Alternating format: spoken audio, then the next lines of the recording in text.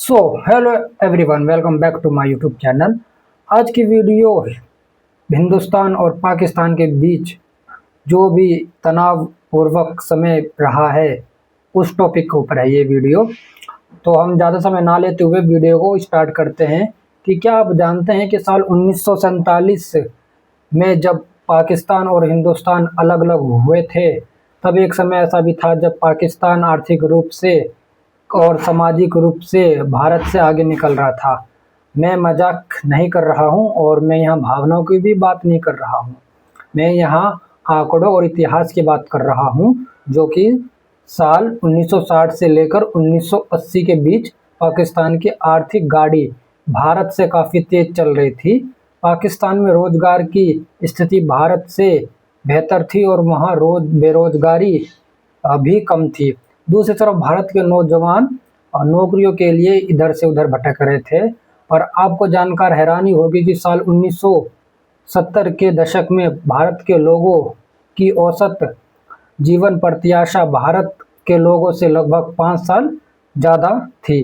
साल 2010 के दशक में जो पाकिस्तान के घरों की तुलना भारत की तुलना से करें तो प्रति व्यक्ति बिजली की खपत भी ज़्यादा थी। और यहाँ इतना ही नहीं, बल्कि जब दुनिया के दूसरे देश विकासशील देशों में पैसे निवेश करने के लिए देखते थे, तो एक समय ऐसा भी था जब पाकिस्तान को भारत से पहले चुना जाता था।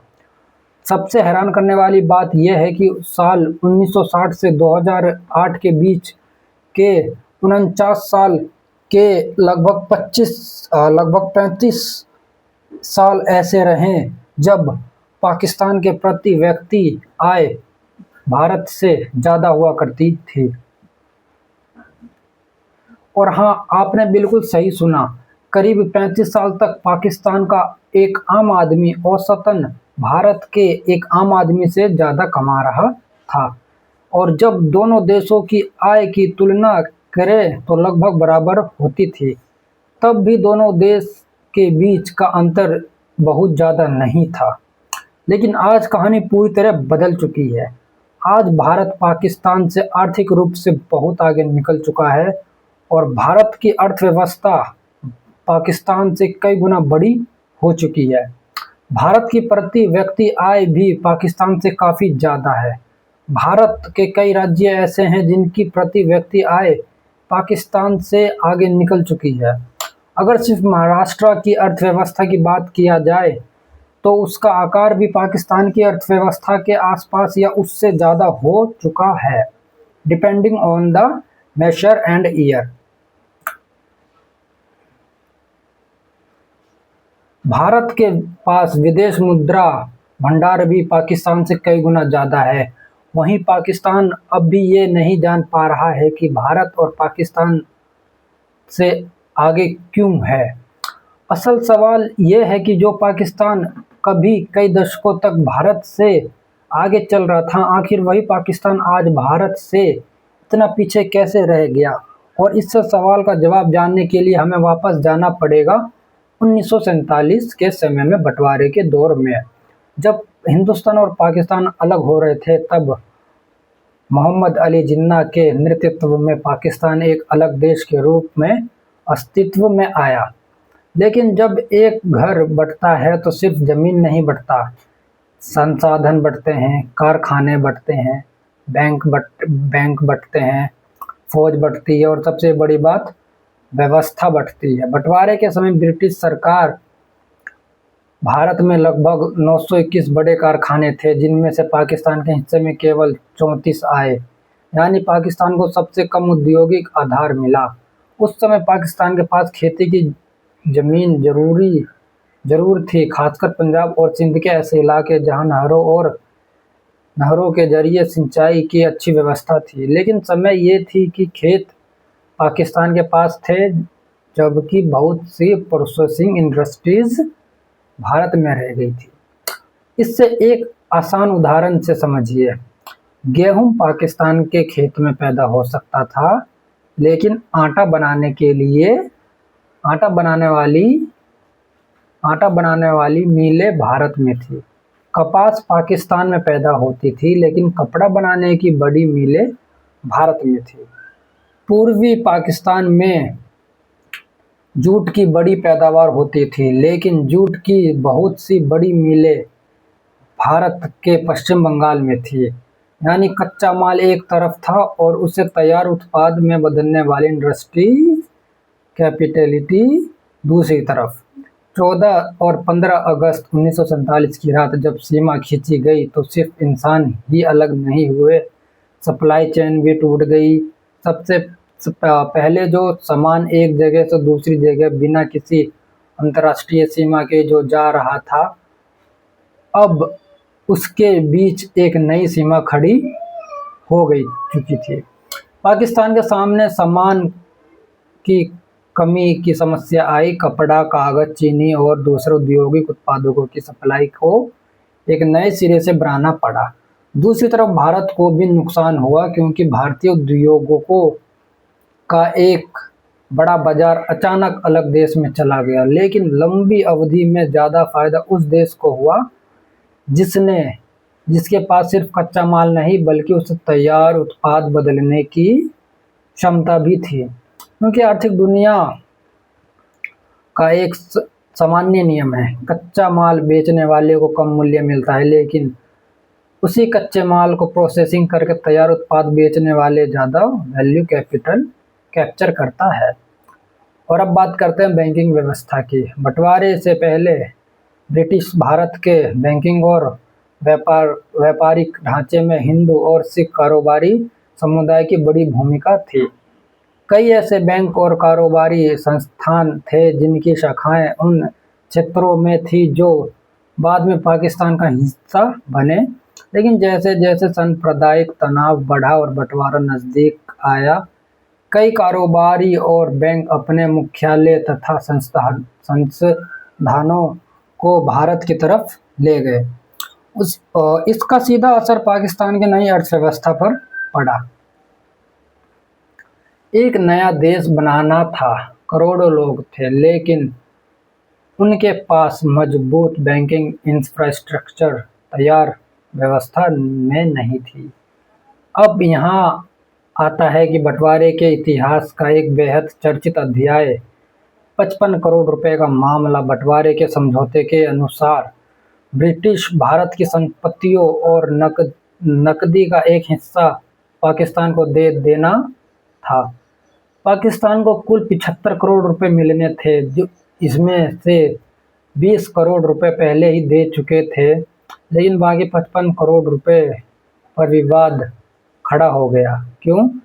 क्योंकि इसी दौरान कश्मीर को लेकर भारत और पाकिस्तान के बीच युद्ध शुरू हो चुका था।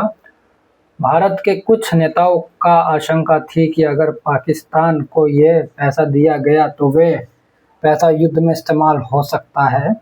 इसी वजह से बाकी रकम रोकने की बात सामने आई।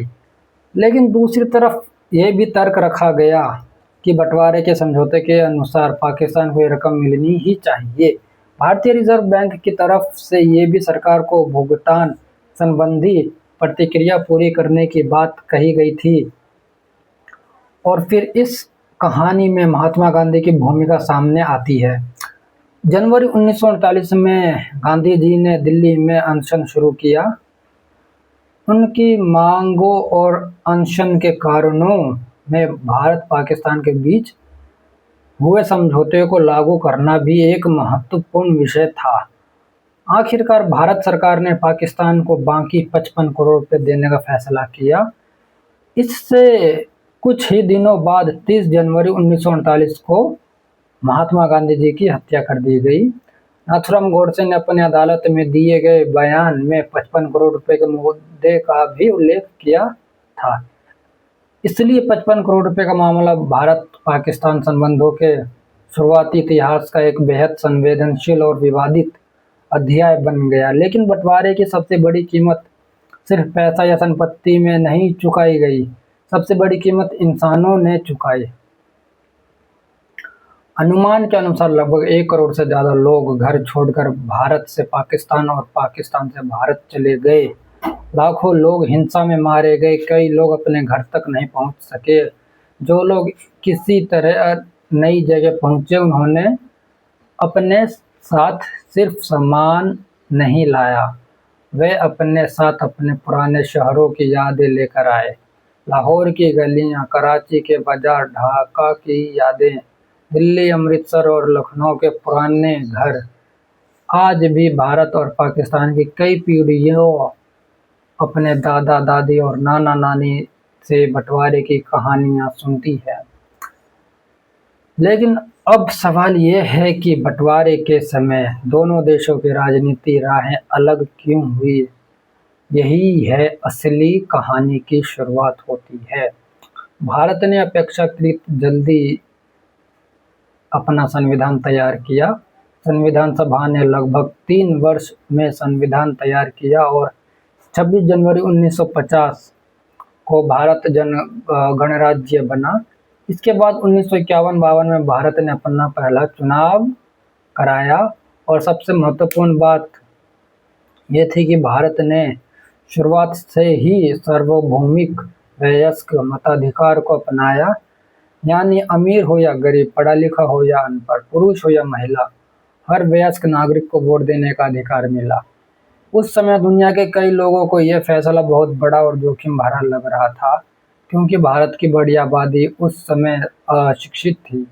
लेकिन भारत ने लोकतांत्रिक व्यवस्था को आगे बढ़ाने का फैसला किया। पाकिस्तान की कहानी दूसरी दिशा में चल रही थी। पाकिस्तान बनने के बाद देश के दो बड़े हिस्से थे, पूर्व पाकिस्तान और पश्चिम पाकिस्तान। इन दोनों हिस्सों के बीच लगभग 1500 किलोमीटर का भारतीय भूभाग था, यानी देश के दो हिस्से एक दूसरे से सीधे जुड़े हुए भी नहीं थे।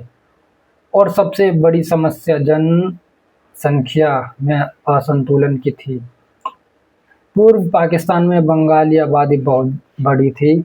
1951 की जनगणना में पाकिस्तान की कुल आबादी में बंगालियों की हिस्सेदारी आधे से ज़्यादा थी। लेकिन सत्ता और प्रशासन का सबसे बड़ा हिस्सा पश्चिम पाकिस्तान के हाथों में था। फौज में पाकिस्तानियों का प्रभाव बहुत ज़्यादा थी। प्रशासन में मुजाहिर समुदाय का प्रभाव था। मुजाहिर उन लोगों को कहा जाता था जो बंटवारे के समय भारत से पाकिस्तान आकर बसे थे। मोहम्मद अली जिन्ना भी इसी प्रवासी पृष्ठभूमि में आते थे। अब समस्या समझिए, संख्या में बंगाली ज़्यादा थे, लेकिन सत्ता उनके पास नहीं थी। फौज में उनका प्रतिनिधित्व बहुत कम था। सरकारी संस्थानों में भी उनका प्रभाव सीमित था। इसलिए पाकिस्तान के सामने शुरुआत से ही प्रतिनिधित्व और सत्ता के संतुलन की समस्या पैदा हो गई थी। 1950 के दशक में संविधान बनाने की प्रक्रिया भी विवादों में फंसती रही। 1954 में गवर्नर जनरल गुलाम मोहम्मद ने संविधान सभा को भंग कर दिया। संविधान सभा के अध्यक्ष मौलवी तमीजुद्दीन खान इस फैसले के खिलाफ अदालत गए। सिंध हाई कोर्ट ने उनके पक्ष में फैसला दिया, लेकिन मामला पाकिस्तान के सर्वोच्च अदालत तक पहुंचा और वहां एक ऐसा फैसला आया जिसने पाकिस्तान के राजनीतिक इतिहास के लंबे समय तक प्रभावित किया। मुख्य न्यायाधीश मोहम्मद मुनीर के फैसले में डॉक्ट्राइन ऑफ नेसेसिटी यानी ज़रूरत का सिद्धांत सामने आया। सरल भाषा में इसका मतलब ये भी था कि साधारण परिस्थितियों में सत्ता द्वारा उठाए गए साधारण कदमों को चुनावी आधार देने की कोशिश की जा सकती है। बाद के वर्षों में इसी विचार का इस्तेमाल पाकिस्तान ने सैन्य हस्तक्षेपों को वैध ठहराने के लिए किया गया और यही से एक खतरनाक परंपरा मजबूत होती गई। जब भी फौज सत्ता में आई, किसी न किसी रूप में असाधारण परिस्थितियों और राष्ट्रीय ज़रूरत का तर्क सामने रखा गया। 1956 में पाकिस्तान ने आखिरकार अपना पहला संविधान लागू किया, आज़ादी के लगभग 9 साल बाद। लेकिन संविधान ज़्यादा समय तक टिक नहीं पाया। 1958 में अयूब खान ने सत्ता पर कब्जा कर लिया, संविधान खत्म कर दिया गया, राजनीतिक गतिविधियों पर रोक लगा दी गई और पाकिस्तान की जनता अपना पहला लोकतांत्रिक चुनाव देखने से पहले ही सैन्य शासन देख चुकी थी। इसके बाद अदालत ने इस मामले पर सवाल उठाए और फिर डॉक्ट्राइन और नेसेसिटी का इस्तेमाल सैन्य शासन को वैध ठहराने के लिए किया गया। अब सोचिए जरा, अगर पाकिस्तान में फौज इतनी ताकतवर हो गई थी तो फिर 1960 और 1970 के दशक में पाकिस्तान आर्थिक रूप से भारत से आगे कैसे निकल गया।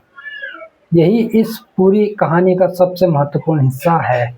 पाकिस्तान की शुरुआती आर्थिक असफलता पूरी तरह इसके अपने आंतरिक विकास मॉड्यूल का परिणाम नहीं था, उसमें बाहरी सहायता की बड़ी भूमिका थी। दुनिया उस समय कोल्ड वॉर के दौरान से गुजर रही थी। एक तरफ अमेरिका था, दूसरी तरफ सोवियत संघ। अमेरिका को दक्षिण एशिया और पश्चिम एशिया में ऐसे सहयोगी की जरूरत थी जिनको राजनीति स्थिति को मजबूत कर सके। पाकिस्तान ने अमेरिका के साथ करीबी संबंध बनाए और इसके बदले उसे आर्थिक और सैन्य सहायता मिलने लगी। जनरल अयूब खान के दौरान पाकिस्तान को बड़ी मात्रा में अमेरिकी सहायता मिली। इस पैसे से इंफ्रास्ट्रक्चर, उद्योग और अर्थव्यवस्था को गति मिली।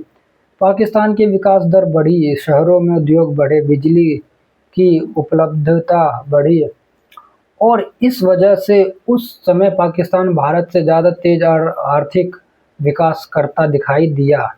लेकिन समस्या ये थी कि विकास काफ़ी हद तक बाहरी सहायता और जियोपॉलिटिकल परिस्थितियों से जुड़ा हुआ था। फिर आया 1980 का दशक। सोवियत संघ अफगानिस्तान में प्रवेश कर चुका था। अमेरिका को अफगानिस्तान में सोवियत प्रभाव रोकना था और पाकिस्तान इस रणनीति में बेहद महत्वपूर्ण बन गया। जनरल जिया उल हक के शासन के दौरान पाकिस्तान को अमेरिका और अन्य देशों से बड़ी मात्रा में आर्थिक, सैन्य और सहायता मिली। पाकिस्तान फिर से डॉलर हासिल कर रहा था, लेकिन एक बार फिर उसकी अर्थव्यवस्था का एक बहुत बड़ा हिस्सा रणनीति परिस्थितियों से जुड़ा हुआ था। यानी जब दुनिया को पाकिस्तान की ज़रूरत थी, पैसा आया और जियोपॉलिटिकल ज़रूरत कम हुई, सहायता भी कम हो गई।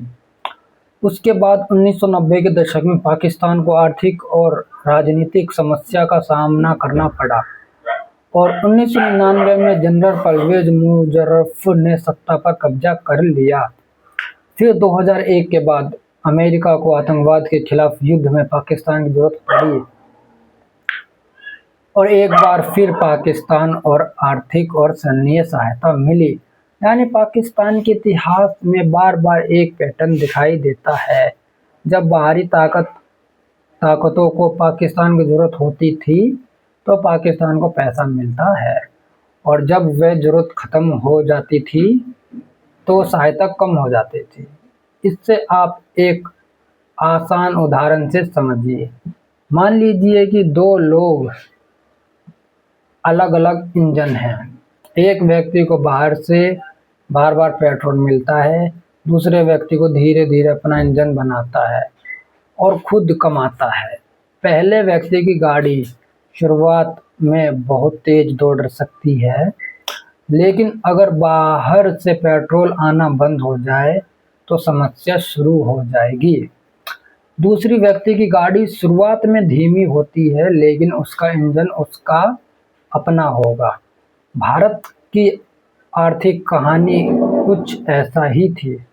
भारत की शुरुआती दशकों की विकास दर धीमी थी, इसलिए भारत को कभी कभी मजाक में हिंदू रेट ऑफ ग्रोथ जैसी संज्ञाओं से भी याद किया गया। लेकिन धीरे धीरे भारत ने अपनी घरेलू आर्थिक क्षमता बनाई। 1991 में भारत ने आर्थिक उदारीकरण और सुधारों की दिशा में बड़ा कदम उठाया। इसके बाद भारतीय अर्थव्यवस्था ने तेजी गति से बढ़ना शुरू किया। विदेश निवेश आए और निजी क्षेत्र, आईटी सेक्टर तेजी से विकसित हुआ। सेवा क्षेत्र मजबूत हुए और भारत की आर्थिक कहानी भी धीरे धीरे बदलने लगी। दूसरी तरफ पाकिस्तान बार बार राजनीति अस्थिरता, सैन्य हस्तक्षेप और बाहरी सहायता पर निर्भरता के चक्र में फंसता रहा। और जब पाकिस्तान के राजनीति इतिहास पर वापस आते हैं, जनरल अयूब खान ने लगभग 11 साल तक शासन किया। इसके बाद जनरल यागा खान आए। 1971 में पाकिस्तान का सबसे बड़ा संकट सामने आया। पूर्वी पाकिस्तान अलग होकर बांग्लादेश बन गया, एक ऐसा देश जो 1947 में दो हिस्सों में बना था, वह 1971 में फिर टूट गया। इसके बाद 1977 में जनरल जिया उल हक ने चुनी हुई सरकार को हटा दिया। उन्होंने लगभग 11 वर्ष तक पाकिस्तान पर शासन किया। उनके शासन में प्रधानमंत्री जुल्फिकार अली भुट्टो को फांसी दी गई। फिर 1990 में जनरल परवेज मुशर्रफ ने नवाब शरीफ को सरकार को हटाकर सत्ता अपने हाथ में ले ली। मुशर्रफ लगभग 9 साल तक सत्ता के केंद्र में रहे और अगर पाकिस्तान के इतिहास को देखें तो उसके 76 वर्षों के इतिहास में लगभग 1/3 समय प्रत्यक्ष सैन्य शासन के अधीन रहा और बाकी समय में भी सेना का राजनीतिक प्रभाव बहुत मजबूत बना रहा। यानी पाकिस्तान में प्रधानमंत्री की कुर्सियों पर कौन बैठा है, ये हमेशा पूरी कहानी नहीं बताता। कई बार असली शक्ति सत्ता के पीछे मौजूद सैन्य प्रतिष्ठान के पास रही है। इसलिए पाकिस्तान के इतिहास में ऐसे बहुत कम प्रधानमंत्री रहे जिन्होंने बिना बड़े संकट के अपना कार्यकाल पूरा किया हो। इमरान खान के मामले में भी कुछ ऐसा ही है। शुरुआत में सेना और उनकी सरकार के बीच संबंध अच्छे रहे, लेकिन बाद में दोनों के बीच गंभीर मतभेद पैदा हो गए और जब इमरान खान ने सैन्य नेतृत्व के खिलाफ खुलकर बोलना शुरू किया तो उनके राजनीतिक जीवन में बड़ी मुश्किलें सामने आना चालू हो गई। आज भी पाकिस्तान में सेना के राजनीतिक भूमिका को लेकर बहुत बड़ा भूमिका और बहस जारी है। और अब कहानी का एक और महत्वपूर्ण हिस्सा देखिए। क्या पाकिस्तान की सेना सिर्फ सुरक्षा और रक्षा तक सीमित रही? नहीं। पाकिस्तान में सेना से जुड़े कई ऐसे कारोबारी संस्थान और कंपनियां हैं। सबसे प्रसिद्ध उदाहरणों में फौजी फाउंडेशन और सबसे जुड़े कारोबारी संस्थान शामिल हैं। सेना से जुड़े समूह खाद्य, सीमेंट, बैंकिंग, ऊर्जा, रियल एस्टेट और दूसरे क्षेत्रों में कारोबार करते हैं। इसका मतलब ये है कि सेना का प्रभाव राजनीति और सुरक्षा तक सीमित नहीं रहा, आर्थिक क्षेत्र में भी बड़ा प्रभाव बना रहा है। और यहाँ से एक बहुत बड़ा सवाल पैदा होता है, अगर किसी संस्था के पास राजनीतिक शक्ति भी हो, सैन्य शक्ति भी हो और आर्थिक शक्ति भी हो, तो लोकतांत्रिक संस्थाओं के लिए संतुलन बनाना कितना मुश्किल होगा। यही पाकिस्तान की कहानी को समझाने की सबसे बड़ी महत्वपूर्ण पूंजी है। भारत और पाकिस्तान दोनों एक ही समय पर आज़ाद हुए। दोनों के पास औपनिवेशिक अतीत था, दोनों ने गरीबी देखी, दोनों के सामने शिक्षा व्यवस्था, रोजगार और विकास की चुनौतियां थी, लेकिन दोनों ने अलग अलग संस्थागत रास्ते चुने। भारत ने लोकतांत्रिक संस्थाओं, चुनाव और संवैधानिक व्यवस्था को लगातार आगे बढ़ाने की कोशिश की। पाकिस्तान में बार बार सैन्य हस्तक्षेप हुआ। भारत ने धीरे धीरे अपना अर्थव्यवस्था को खोलना शुरू किया और 1991 के बाद तेजी से आर्थिक विकास का दौर आया। पाकिस्तान बार बार राजनीति अस्थिरता, कर्ज और बाहरी सहायता के चक्कर में फंसता गया और यही वजह है कि आज दोनों देशों के बीच आर्थिक अंतर बहुत बड़ा दिखाई देता है। तो आखिरकार इस कहानी में हमें क्या समझ आता है कि 1947 में पाकिस्तान के पास कुछ क्षेत्र में भारत से बेहतर शुरुआती परिस्थितियां थी, लेकिन कई दशकों तक पाकिस्तान ने तेज आर्थिक विकास भी किया। लेकिन तेजी विकास और टिकाऊ विकास एक ही चीज़ नहीं होते हैं। बाहर से मिलने वाले पैसा किसी देश की अर्थव्यवस्था को कुछ समय के लिए तेज दौड़ा सकता है, लेकिन लंबे समय तक विकास के लिए मजबूत संस्थाएं चाहिए।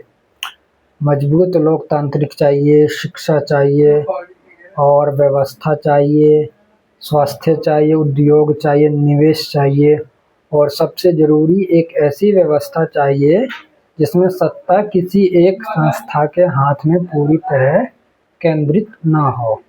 भारत की शुरुआत धीमी थी, पर पाकिस्तान की शुरुआत कई मामलों में तेज थी। लेकिन लंबी दौड़ में दोनों देशों की दिशा अलग-अलग हो गई।